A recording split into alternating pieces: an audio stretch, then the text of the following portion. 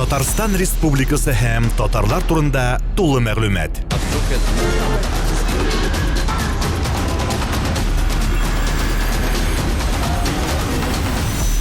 Татар информ мәгълүмат агентлыгы.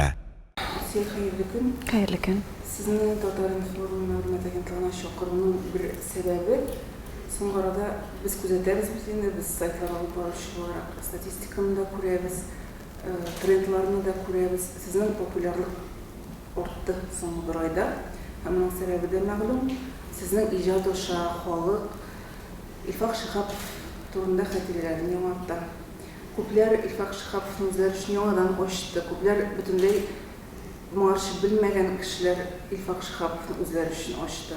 Һәм әлбәттә сезне чакыру табигыйдыр, чөнки сезнең сез иҗади мөнәсәбәттә дә булдыгыз, шәхси мөнәсәбәттә дә булдыгыз. Менә шушы яңарышны күреп, менә шушы омтылышны халыкның яңадан күреп кызыксынуны. Сез Илфак бу дөньядан тиешенчә бәйләнеш китте дип уйлыйсызмы? Үзегездә сизәсезме сез бу шокны? Беренчедән алсу булай дип әйтергә, без сезнең белән сөйләшә башлаганда, ук интервьюга чакыргачтында шәхси бер нәрсәгә дә кагылмыйбыз дигән сүз бар иде. Ләкин сез бик югары дәрәҗәдәге чын журналист буларак, моның ничек тә җаен табып, матур итеп сорау бирә белдегез. Шулай дип әйтик. Ә кайчан күргәнегез бар безнең татарда исән чакта кешене зурлаганнарын? Чынлап, кеше киткәннән соң бөтен яхшы яклары килеп чыга. Менә бу яхшы кеше булган икән, булай булган икән дип. Монда бернинди дә искитерлек нәрсә юк. Бу безнең милләт өчен гади нәрсә. Илфакның эшләре, идеялары бик күп булгандыр дип уйлыйм. Безнең аерылганга быел, менә хәзерге вакытта 2 ел ярым. Соңгы вакытларда без аның белән бөтенләй аралашмадык. Шуның өчен нинди идеялар белән янып көйеп йөргәнен белмим, кызганычка каршы. Ләкин Илфак Шихапов идеясыз яшәмәде бер вакытта да. Шуның өчен әле эшләнәчәк эшләре бик алда булгандыр дип уйлыйм. Ә бу теге бәяләү белмәү. Бүгенге көндә Илфак язган җырлардан шәхсән мин башкарган җырлар 300ләп. Илфакның тарихи язган мәкаләләре күп, аның журналист булып язган мәкаләләре күп. Аның чыгарган китаплары бар, аның язган сценарийлары, аның бүгенге көнгә хәтлек сәхнәдән төшмәй торган спектакльләре. Алар бөтенесе дә бар һәм аңлаган кеше, якын иткән кеше, алар бик күп. Аны шәхсән кеше буларак та, иҗатында һәм башкасында алар күпмедер дәрәҗәдә бәяләгәннәрдер дип уйлыйм. Бу тигән идедер анда хөкүмәт тарафыннан тагын нәрсәдер бәяләүләр. Аның турында сүз сөйлисе дә килми, чөнки дөресен әйтәсе килми, ялганлый белмим. Сезнең дуэтның башлангыч чорларын хәтерлим, ул вакытта радиода эшләдем. Гасыр радиосында һәм сезгә бик авыр булганын беләм, чөнки сезнең җырларга баштан ук информат дигән хис булды. Шуннан сезне эфирларга кертмәделәр, телевидениегә чыгармадылар, бик авырлык белән чыктыгыз. Һәм шул вакытта башта информат сүзен сез ничек кабул иткәнсездер, ләкин бер заман сез ул информатны үзегезнең плюска әйләндереп, махсус без информатны җырчылар дип йөри башладыгыз. Менә шушы информатны плюска чыгару кемнең идеясе? Бу бәлки алсу шәхсән сезнең фикерегездер. Махсус шушыны тардылар дип. Юк, мин алай дип әйтмәсем, бу бары тик безнең Илфак белән әйтәсе килгән сүз. Мин менә монда сезнең каршыгызда утырып, теге ниндидер кәнфитләнеп матур сүз сөйләп утырасым килми. Миңа 36 яшь, мин ничек бар шулай, гомергә шулай булдым, шулай булып калачакмын һәм турыга әйтәм, бер вакытта да үземне җырчыга санамадым. Минем ниндидер вокальный мөмкинчелекләрем дә андый зур түгел. Безнең бары тик Илфак белән бергә башланган иҗат һәм ничек бар шулай барды. Монда әйтәләр, менә сез альтернатив жанр, сез рок җырчы, сез поп җырчы тагын нәрсә. Ә мин белмим нинди стильдә эшләгәнемне. Менә минем күңелем нәрсә куша, шуны тотам да җырлыйм. Бүгенге көнгә хәтлек. Илфак белән булганда да шулай иде, бүген дә шулай. Минем концертта татар халык җырлары да бар, Илфак белән эшләгәндә дә шулай иде ул. Ниндидер бик социаль темаларга калганнар да бар, тарихи җырлар да бар, шырдый-бырдый темаларга гына да җырлар бар. Алар бөтенесе дә бар. һәм теге менә без альтернатив, безне тыялар дип нәрсәкәдер теге тәтрәтләнеп йөрү андый нәрсә булмады. Безнең бары тик үзебезнең иҗатны кешегә күрсәтәсе килде. Һәм без аны күрсәттек ахыр чиктә. Булды шундый хәлләр, мин районнарның исемнәре белән әйтмим. Ниндидер теге меңәрләгән сәбәпләр табып, мәдәният йортларына кертмичә, ахыр чиктә Илфак белән утырып сөйләштек тә, без әйтәбез, бездә демократия. Әйдә, булай әйтәбез, бу Илфакның фикере иде. Барабыз, менә авыл сабантуйларда кебек КАМАЗ арбасында генератор белән, хәтта аларның районнарында электр тогына да тотынмыйча, генератор белән барабыз и үзебезнең концертны күрсәтәбез, бушка күрсәтәбез. Шундый сүз барып ишетелгәннән соң безнең мәдәният йортларына керттеләр. Бу булган хәл бу. Күп нәрсәләр булды. Инде быел минем сәхнәгә чыкканга 15 ел була. Күрмәгән калмады. Төрлесе булды. Сіз бек тырыштығыз, мына әйтіп тәуіттігіз бет енді бір интервьюсында Илфак әйткен еді, нешік біз томашашы жидік, нешік халыққа яқынайды. Біз Нинди татар ауылына барсақ та, онда 3 кіші келгенмін концертқа, 5 кіші келгенмін. Біз олар үшін концерт қояйық. Болды андай хәлләр әйе. Ғадетте бітінде концертны там баштаптылар. 15 вақытта зал жиылған шырақта. Мен сіз ол бір түклеп жиылған кішілерге концерт қойдыңыз. Һәм шуның исәбенә халыкны, үзегезне яратучы тамашачыларны җыйдыгыз. Шуннан да шуның исәбенә эшләндем. Һәм сез менә бу ысулны башка җырчыларга да киңәш итә аласыз. Һич шиксез. Гәрчә минем бүгенге көндә ниндидер бәлки теге гаебем, гунахым бардыр. Минем берничә концертларны кичектергән, хәтта админ әйткәннәрем булды. Чөнки менә мәсәлән минем группада 9 кеше эшли. Чыгымнар бик зур. Төркемне тотыр өчен чыгымнар бик зур. Үзләре чакырып китерәләр, мәсәлән, менә килегез әле безгә концерт белән килегез, без җибәрәбез, афишаларны, билетларны җибәрәбез. Һәм безгә көнендә әйтәләр, менә билетлар начар сатылды бит әле. Менә монда яңгыр ява, күрше авылдан чыга алмыйбыз дип әйтәләр, өйләреннән чыга алмыйча яталар. Андый вакытта әйе без бармыйбыз. Минем андый берничә гынахым бар. Мин моны турыга әйтәм, чөнки мин барган очракта бик зур суммага минуска китәм дигән сүз. Бер вакытта да теге менә мин халык әз җыелды дип үзләренең ставкаларын түләмәгән хәл юк. Минем группадагы һәрберсенең үзенең ставкасы бар. Һәм алар аны алалар. Концертта ничә кеше булуга карамастан. Аның төп башы миңа төшә. Шуның өчен ул вакытта уйларга туры килә. Башлаган вакытта без бөтенебез дә шундый энтузиазм белән башлаган кешеләр, бигрәк тә без Илфак белән группаны кыскартып, үзебез генә булса да барайык, куяйык. Һәм мин тәгаен әйтә алам. Кайчандыр район үзәкләренә килеп 20 кешегә 3 сәгать концерт куйган районнарда бүгенге көндә мин 3 көн рәттән ачык кассага сольный концерт эшлим. Бу тикшерелгән нәрсә. Әйтәсе килә, менә бер җырны ротациягә биреп, анарга клип төшереп, теге менә шуларга популярлык яулап, ул 1 ел булырга мөмкин. Халык килә, шул җырга алданып концертыңны карый, үпкәләп кайтып китә дә киләсе елга килми. Бары тик шулай гына халыкны берәмтекләп җыярга кирәк һәм бер килгән кешене җибәрмәскә тырышырга кирәк. Популяр булу бик хәзер акчаң булса популяр булып була, алса монда сүз дә юк. Но менгәчтән шунда тотынып торырга кирәк, анысы иң авыры. Әле аннан да авыррагы бар. Менә шунда тотынып торганнан соң күпмедер әкрен генә аска төшә башлыйсың. Аска төшкәндә нишләп тору уже җәүләп кенә түгел, тәгәрәп төшә башлыйсың. Менә монысы бигрәк тә авыр. Мин исемнәре белән әйтә алмыйм, бүгенге көндә зур җырчылар, мәсәлән, билет сата алмыйлар. Минем өчен бик хөрмәтле җырчылар, алар бик зур җырчылар, алар гомер буена эшләгән җырчылар.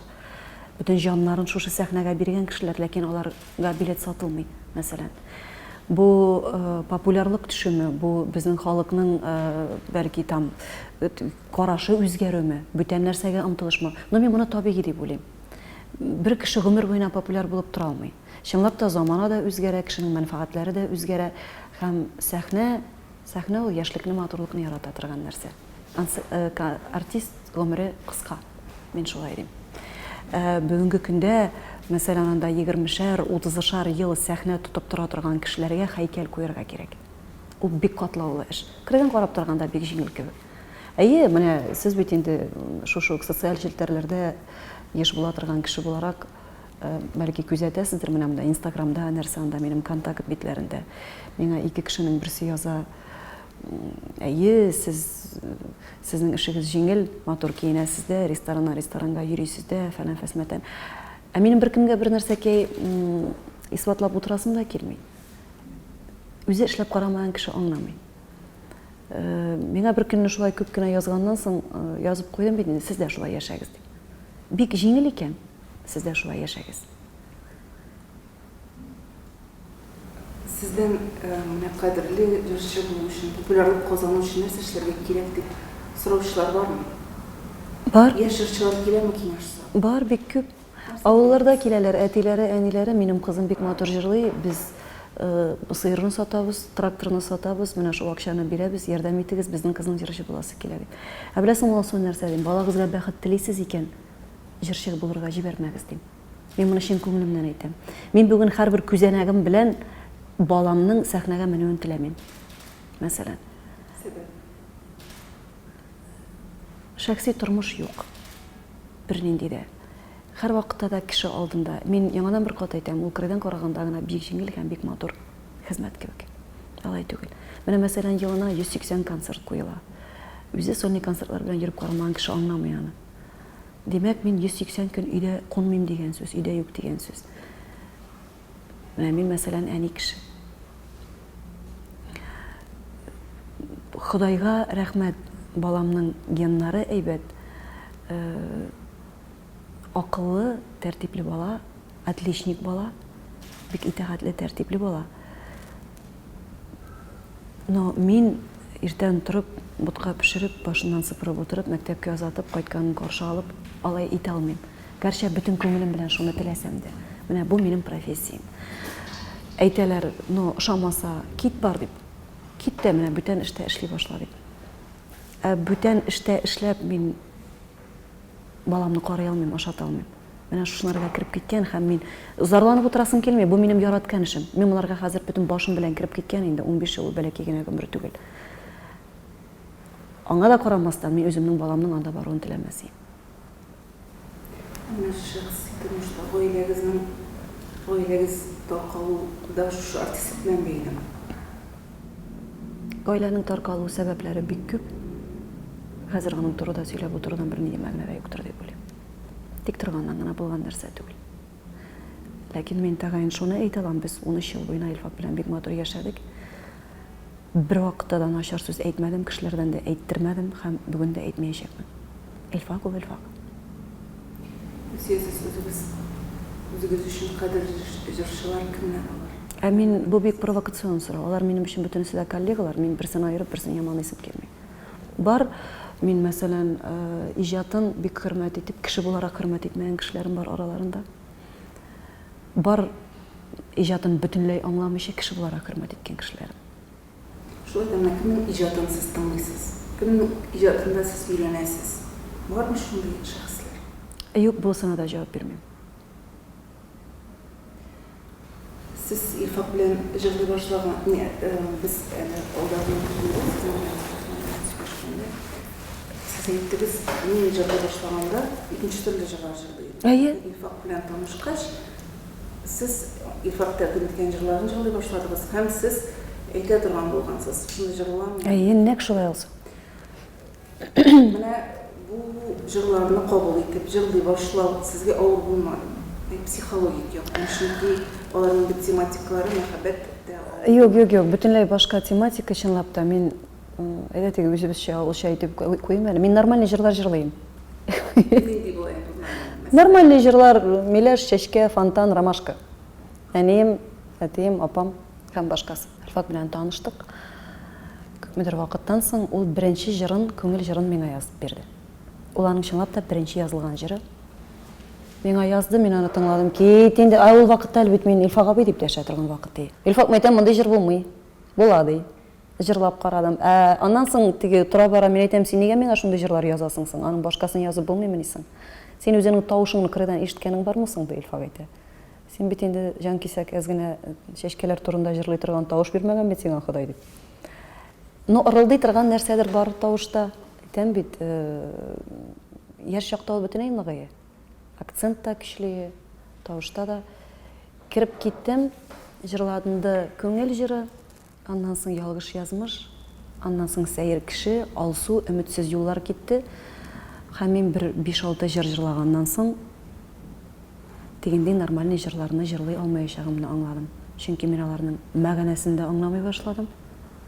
Бөтенләй минем өчен ятка әйләнде.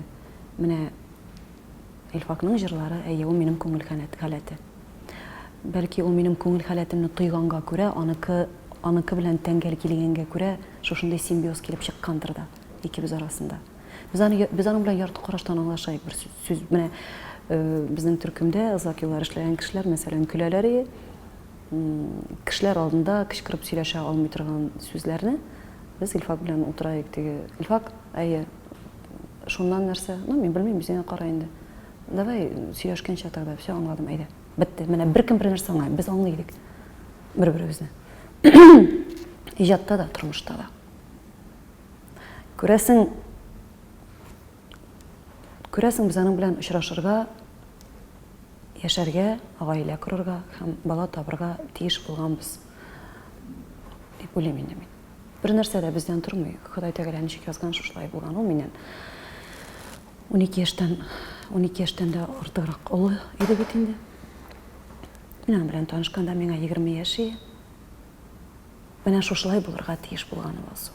Мин бүгенге көндә әз генә дә бер нәрсә дә үкенмим. Минем шундый бәхетле гомерем булды. Минем менә дигән улым бар. Минем җырларым бар. Һәм минем бүгенге күңел халәтем, алар бөтенесе дә Илфак белән үткән язмыш белән бәйле. Илфак Шигапов. Минем тормышымда иң зур роль уйнаган кеше. Төрле яклап. Сез әйттегез, Илфак миңа тәкъдим итте җырлар һәм мин бераздан нормальный гадәти җырларны кабул итә алмыйм. Димәк, ул сезнең күңел халәтегезне, сезнең тойгыларны һәм потенциалыгызны сездән дә алданрак тоела. Әйе, әлбәттә. Әйе. Ача белгән дигән сүз. Хәзер алсу, бәлки, олыгаямдыр инде. Олыгаю галәмәтедер дип кабул итәм. Хәзер менә дигәндәй җырларында җырлыйсы килә. Мәтрүшкәләр җырлыйсы килә, кырказлар артыннан җырлыйсы килә, җан ярсу, татар халык җырлары җырлыйсы килә, андыйларны да җырлыйсы килә. Мин андыйларны да кертәм. Мин аңлый алмыйм, теге җырны сайлаганда менә сүзләренә генә игътибар итәм диючеләр бар, көенә дип. Мин аңлый алмыйм, кайбер вакытта бөтенләй теге беркемгә ошамый торган җыр, менә мин күңелем белән гашыйк булам да, шуны җырлыйсы килә. Мин нигә икәнен аңлата алмыйм. Төрлесе бар. Сезнең репертуарда фактанылган чорда татар милләтенә багышланган милләт мәнфәгатьләрен куйган җырлар булды. Һәм менә шундый сорау без инде беләйек ул вакытта Илфакны татар журналисты буларак, татар дөньясында билгеле шәхес буларак һәм милли идеялар белән сугарылган кеше буларак һәм менә сез татар милләте турында ул вакытта белән очрашканчы уйлый идегез моның киләчәге турында, аның проблемалары турында, әле сезне татар милләтенә милли җанлы итеп Илфак үстерде. Алсуны монда башыннан ук башларга кирәк. Мин Илфак белән танышканда 20 яши миңа. Яшькә карамый. Бәлки карамыйдыр да.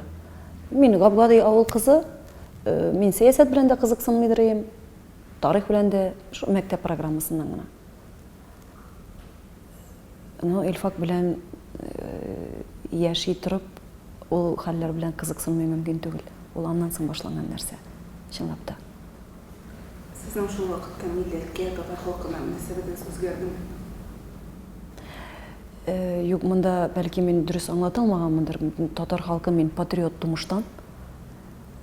Теге бары тик ачу гына булгандыр. Яңадан бер төрле ныгыту гына ачу булгандыр ул Илфак ягыннан. Әлбәттә, ниндидер Илфак тарихи китаплар укый, кызыксынасың, тегесен беләсең, бусын беләсең, яшәгән саен. Но бит ул яшь тә бара. Әз генә бит инде фикер рәвешләү арта, әз генә бүтән төрле фикерләү рәвеше. Соңга таба уже ныгытып кирип китеп. Социаль темаларга да, тарихи темаларга да. Социаль, сәяси темалар жырларыбыз үшін сіз ниндейдир янаулар болмай идеңизби? Болды, түрлісі болды. Әйтем, ошонда концерт куйдырмаган вакытлар болды. Мен хәзер теге күлүп кенә карыйм инде анарга. Ул вакытта әле бит яшь, мен бала, бәләкәй бала белән кулда, Казанда, ниндидер бер чарада, стадионда, концерт вакытында минем кулда малай күтәргән киенә тора. Мин 3 номердан соң сәхнәгә чыгырга. Илфак каядыр китте шунда. Минем янга менде диндәге бер абзый, сакаллы, түбәтәйле. Алсы шуның кадәрле пычрак сүзләр әйтеп бетерде. Мин басып торам, мин аңламадым да, гаебем нәрсәдә икәнен дә аңламадым. Менә син былай дип, бик ямсыз сүзләр әйтеп, кулда бәләкәй сабый күтәргән киенә. Сәхнәгә чыгып кына кара, менә син дингә каршы сөйләдең, менә син былай әйттең, әллә нәрсәләр булып бетте. Бик күп нәрсәләр булды. Менә бу 15 ел эчендә бар бу гайбәттән, менә моннан. Теге ниндидер пычрак ягулар, ниндидер сөйләүләр мин игътибар итмим инде хәзер андай әйберләргә. Төрлесе булды. Яңадан сезнең иҗатка әйләнеп кайтыйк. Башлангыч чорында сез иҗатта башлаганда, сез бит инде үзгә стиль белән килеп кердегез. Һәм шул ук вакытта татар сәхнәсендә дип әйтик инде альтернатив музыкантлар дигән төркем оешты. Рок музыкантлар, рэп төркемнәр барлыкка килде, алар бик актив иде. Алар тупланып чаралар оештыралар иде, концертлар оештыралар иде. Сез шул вакытта шул оешмага алар белән бергә кирмәдегез. Анда кирмәдегез, йөрмәдегез. Моның сәбәбе нәрсәдә булды? Сезне чакырмадылармы? Ни өчен сез алар белән бергә тупланмадыгыз? Сездә бит альтернатива идегез. Альтернатива, сез миңа аңлатыгыз әле, нәрсә дигән сүз ул? Альтернатива дип әйтик. Попсага альтернатива. Но мин бит попсада җырладым шул ук вакытта ук. Мин яңадан бер кат әйтәм, мин нинди стильдә, нинди жанрда эшләгәнемне аңламыйм. Анда җырлар, теге рок җырчылар, ул вакытта Алканат төркеме мәсәлән, Иттифак төркемнәре, алар шактый гына шактый иделәр бит инде. Но аларның менә тәгаен бер юнәлешләре бар. Менә шушы жанрда эшлиләр. Ә мин кем? Кем ул Илсә Бәдретдинова? Нинди юнәлештә эшли ул?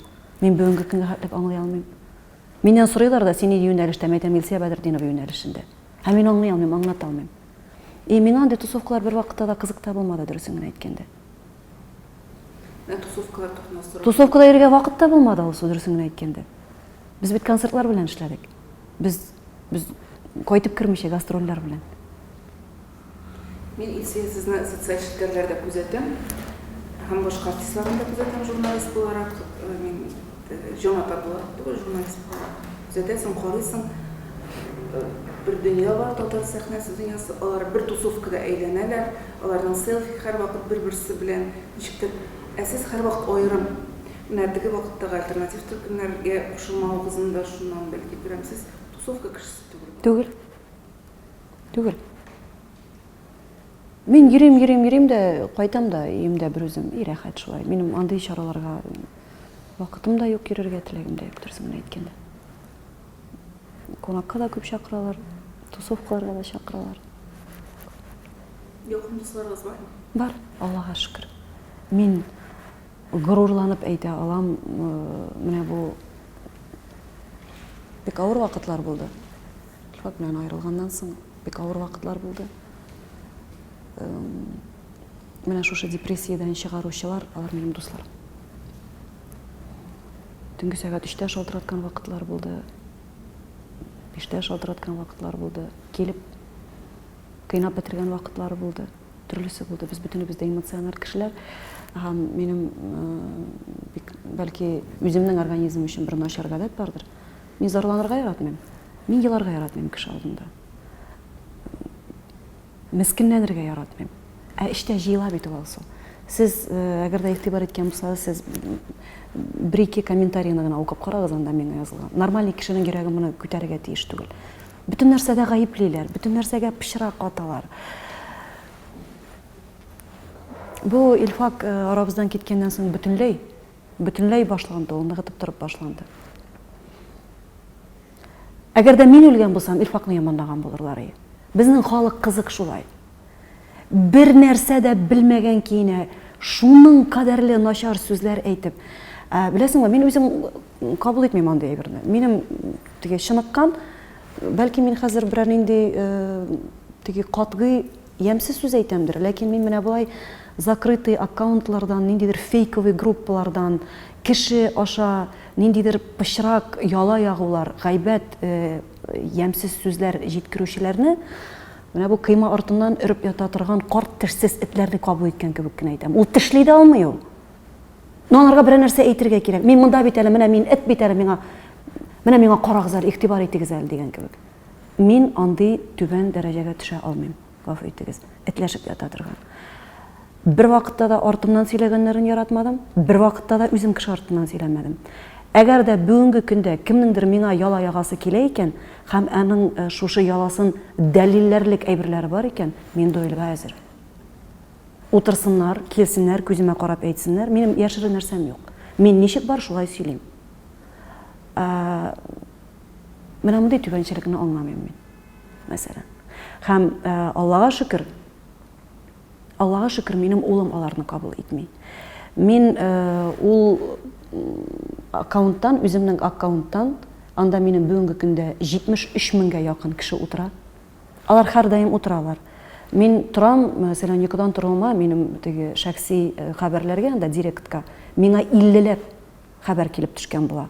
Анда да әллә нәрсәләр язар, тегесен язар, бусын язар. Җавап биреп утырырга һәрберсенә дә вакытым юк, кызганычка каршы. Менә шушы 73 мең кеше арасыннан 2 генә кешене мин үзем сызып аттым, кара спискка керттем, чөнки башка сыймаслык нәрсәләр яза башладылар. Минем Instagram улым белән синхронизация тора, улымның телефоны белән. Улыма ямсыз кагыла башлаганнан соң гына кара спискка керттем. Былай алар минем өчен бөтенесе дә кадерле. Бу ниндидер теге сама пиар нәрсәкә түгел, мин халык белән аралашам, шушы социаль челтәрләр аша. Мин аларның фикерләрен беләм. Мин аларның эстраданың кая юнәлешен күзәтәм. Халыкка нәрсә кирәк икән, нәрсә белән сулаганнарын күзәтәм. Һәм хәтта ниндидер бытовой темаларга да. Варенье ясарга өйрәтәләр алар мине, тегесен өйрәтәр, бусын өйрәтәр, ниндидер киңәшләр бирәр, миңа кызык. Мин алар белән аралашу чарасы дип кабул итәм. Ниндидер гайбәт сатып утыру чарасы дип түгел. Мин яшермим, мин укыйм, вакытым булганда комментарийларны укып чыгам. Һәм үзем өчен ниндидер нәтиҗәләр ясыйм. Бары тик шул гына. Instagram'da күзәтеп барам, сезнең күп очракта, хәтта 80% очракта сезнең постлар кемгәдер нәрсәдер дәлилләргә тырышкан кебек. Сез анда кулланучыларны үртәп язасыз нәрсәдер. Кайбер вакытта үртәмим. Кайбер вакытта алсу үртәми мөмкин түгел. Менә шушы әйтәм бит инде анда гайбәтләре бит теге пычрак язалар. Сез тигеләй, сез булай, тагын сез икән инде, мин сезне күрә алмыйм. Җыен шуның әйберләр язалар. Андый вакытта мин рәхәтләнеп көләм. Бүгенге көндә медицинада ялгышмасам, мин бик теге тирән йөзә торган кеше түгел. Мазохизм дигән диагноз бар. Мин моны тәгаен әйтә алам. Менә мин андый кешеләргә ширле кешеләргә караган кебек күрәм. Бу мазохизм. Мин үземә ошамаган кеше белән сөйләшү, аралашу, ниндидер теге тормышын күзәтү түгел, мин сөйләшмим дә. Миңа нигә кирәк ул? Мин бер тапкыр яшим, миндә берәү генә.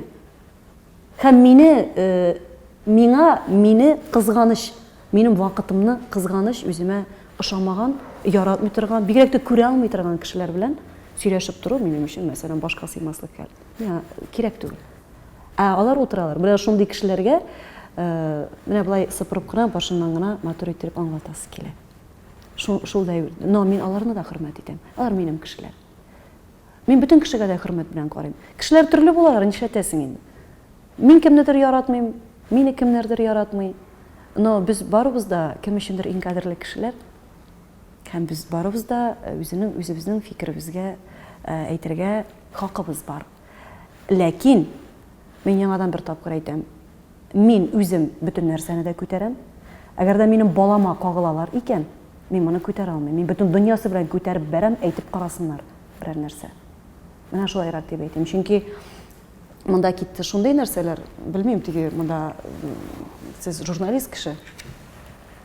Сез бик куркыныч кеше. Бәлки әйтергә ярамыйдыр мондай нәрсә. Менә бу соңгы хәлләрдән соң Мен менә бик куркыныч бер хәбәрне әйтәм. Мәсәлән, миңа язып куйганнар. Илфакны көмгәндә әнисенә ничек авыр булган булса, тиз арада сезгә дә шулай авыр булсын иде дип. Менә сез хатын-кыз буларак ничек кабул итәсез менә моны? Менә бу фикерне, бу сүзне язган кеше вообще адекват кеше дип уйлыйсызмы сез? Булар минем балама үлем белән яный башладылар дигән сүз бит инде бу. Син дә балаңны көм дә, сиңа да шулай авыр булсын дигән сүз бит бу. Ә мин аңлый алмыйм бит алсу. Юк, минем дошманнарым да юк. Менә әйтәләр анда, менә шушындый мәгълүмат беләбез сезнең турыда, мондый мәгълүмат беләбез, булай булган. Алсу, жаным, минем баштагы мәгълүматларны сөйләп бетерсәм, шәчләрегез үрә торачак. Бер вакытта да сөйләмәдем, миңа кирәк түгел. Кирәк түгел, менә миңа шушы гәүдәмдә, шушы акылымда ниндидер бер симбиоз килеп чыкты, мин беркемгә дә бер нәрсә дәлиллисем килми. Ләкин мин бик күпне беләм. Һәм анда әйтәләр икән теге, менә без Илфак турында шушындый мәгълүмат беләбез, менә булай мәгълүмат беләбез дип. Мин аның 13 ел торган хатыны. Һәм миңа алар яңалык ачмыйлар. Мин Илфакны бик яхшы беләм. Һәм күпкә яхшырак беләм. Менә бу сүзләрне сөйләүчеләрдән. Һәм безнең арада нәрсәләр булганның, анда Илфакның күңел халәтен һәм башкасын миңа сөйләргә кирәк түгел. Аны мин беләм, һәм бик яхшы беләм. Һәм беркем алдында да акланасым да килми, нәрсәдер исбатлап утырасым да килми. Менә шулай дип әйтер идем мин. Монда теге Илфак белән айрылган, Илфактан начар дигән сүз түгел, миннән начар дигән сүз түгел. Без бары тик аерым яши генә башладык. 2 ел ярым булды безнең айрылганга. Хәзер менә монда шушындый пычрак ягалар икән. Мәсәлән, мин аның белән бик күптән аралашканым булмады. Аның белән аралашкан кешеләр башка, алар турында сүз юк. Ә нишләптер мин гаепле булып калдым. Мин моны башыма китерә алмыйм, мин моны аңлый алмыйм.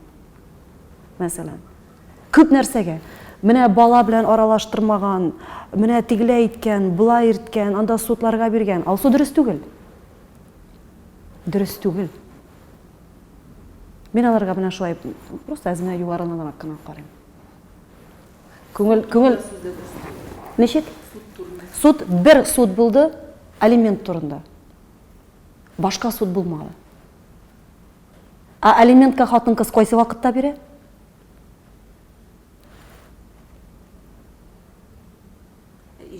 Ләкин алимент алмады мин барыбер. Бусы кагылышлы нәрсә түгел, бусы бары тик үзебезнең арада калсын. Барда тәртиптә меңләгән кешеләр аерылышалар, кушылалар, нәрсәдер була яңадан. Нишләп безгә калгачтың гына шушылай каныктылар, мин шуны гына аңлый алмыйм. Кеше китте бит инде хәзер. Китте кызганыч. Хәзер бер нәрсә дә үзгәртеп тә булмый. Әйтәм бит, монда булды шундый нәрсәләр. Минем киемне дә карыйлар. Менә Илфак үлгәчтән ул кыланып елап торды. Менә ул аллы-гөлле яулык бәйләп килгән. Менә тигелә әйткән булай. Әйе, мин нинди яулык бәйләгәнемне ул вакытта карамадым. Мин нинди яулык таптым, шуны кием дә киттем. Минем башыма сыймый Илфакның мәете янында Илсиянең кыланып елап басып торды дигәннәр. Кем нәрсә беләсен? Шаккаткыч. Менә бу безнең беләсезме, бу менталитет, бу ниндидер сай йөзү һәм фикерләү рәвеше. Сай фикерләү рәвеше. Акыллы кеше, хәтта тәгаен белгән очракта да, исбатлый алган очракта да дәшми. Чөнки ул акыллы кеше. Чөнки без беребез дә гынахсыз түгел. Безнең беребезнең дә капчыгы буш түгел. Эй, Ходаем, бәлә нәрсәләр бар дисең дә үтеп китәсең, мәсәлән, анда кешегә кагылганда да. Мин мәсәлән, вообще кеше сөйли торган гадәтем юк алай. Тилемиле кеше язганнарга игътибар итеп утырган минем вакытым юк. Кешеләр төрле, сез бит инде халык алдында булдыгыз, икегез дә. Һәм халыкның сезнең аерылуның сәбәбен беләсе килде. Алар шул сәбәбен белмәделәр. Бәлки бу шуның белән бәйледер.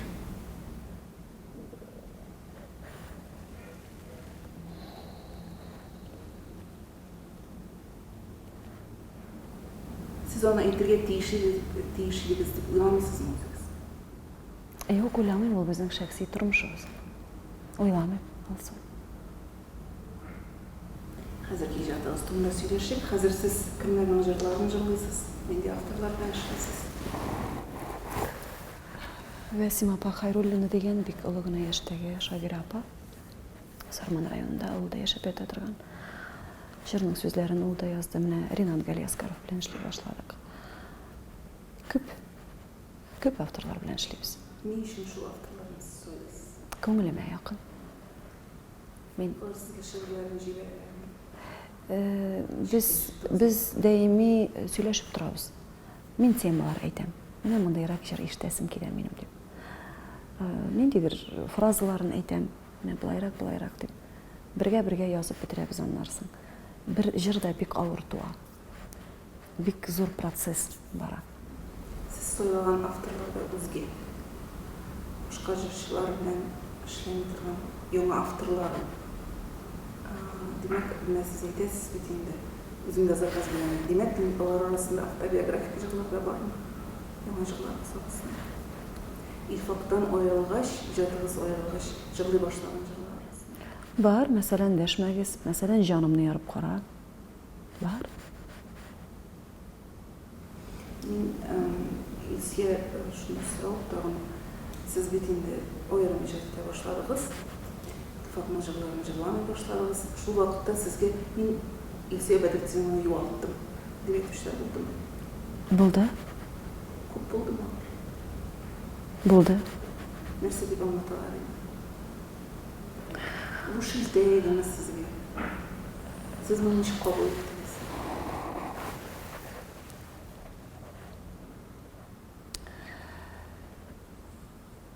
Илфакның теле башка төрле иде.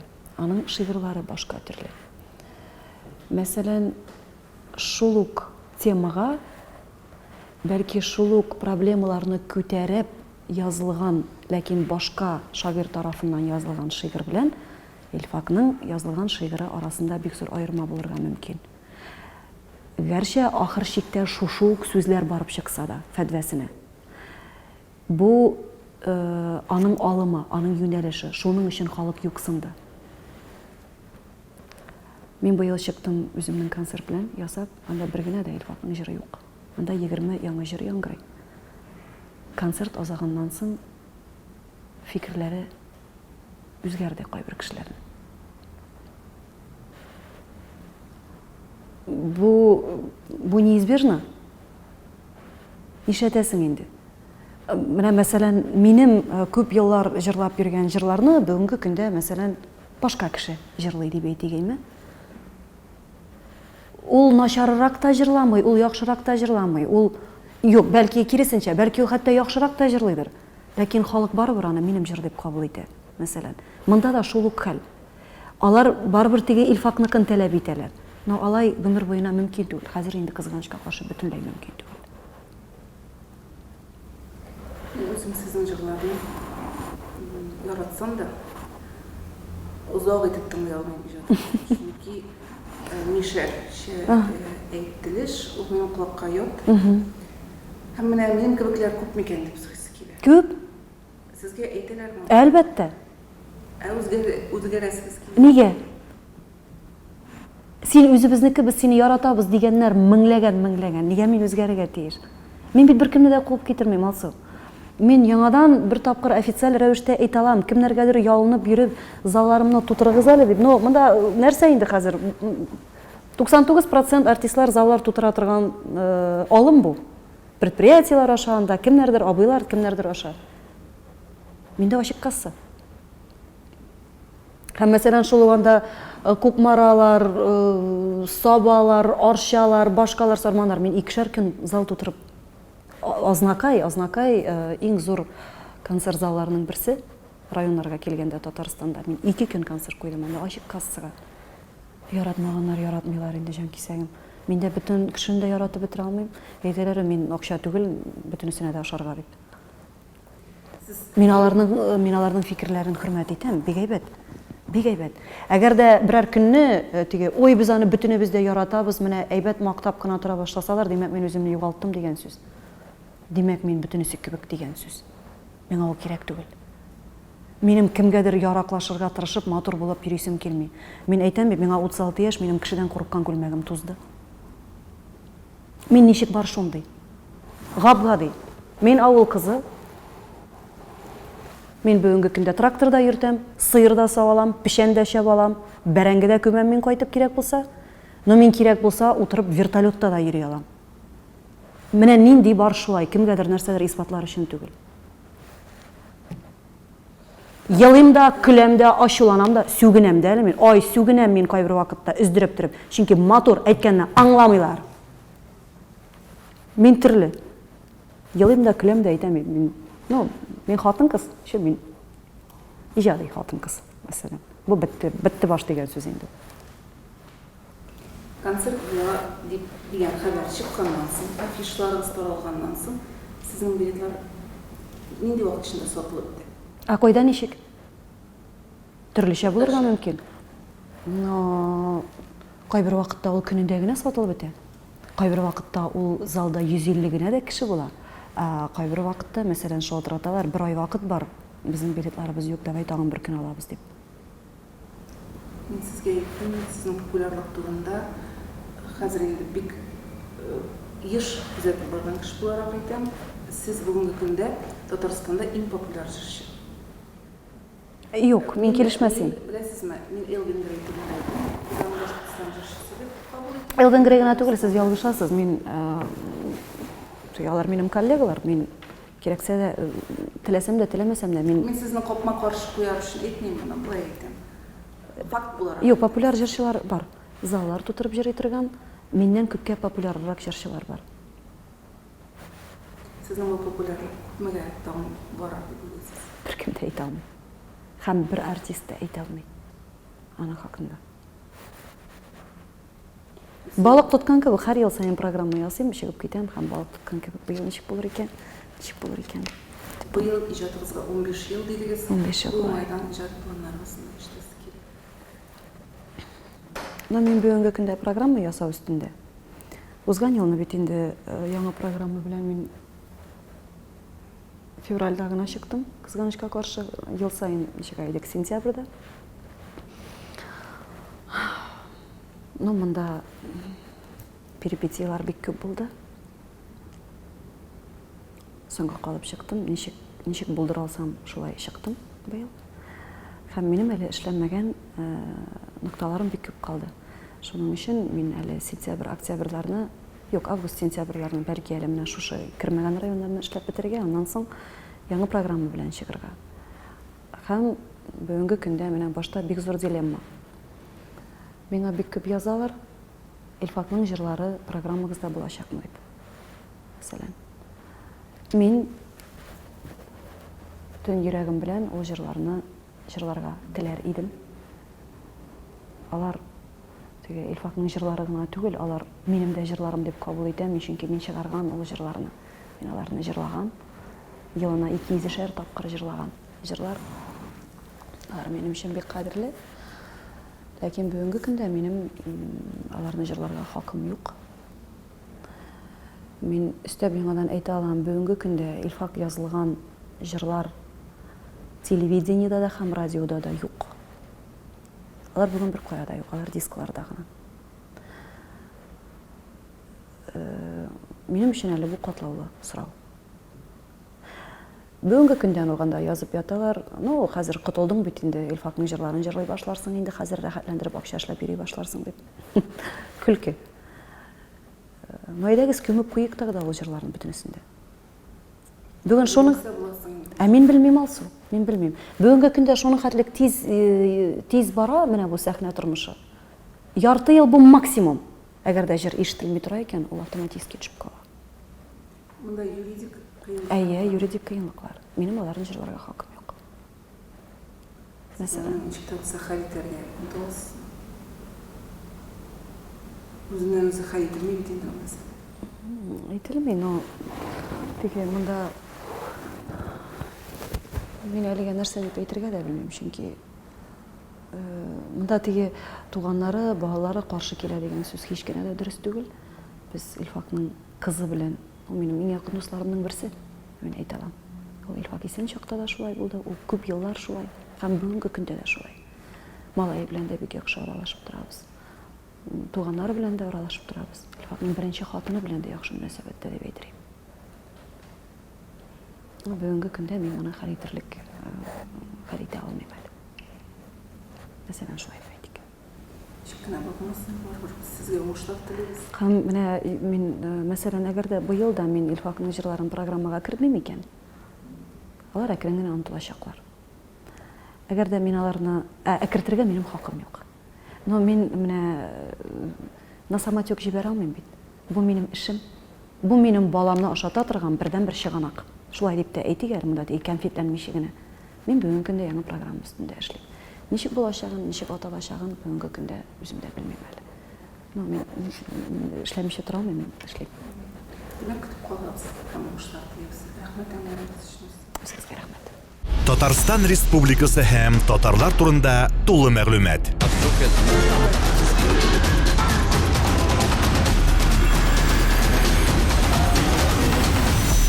Татар информ мәгълүмат агентлыгы.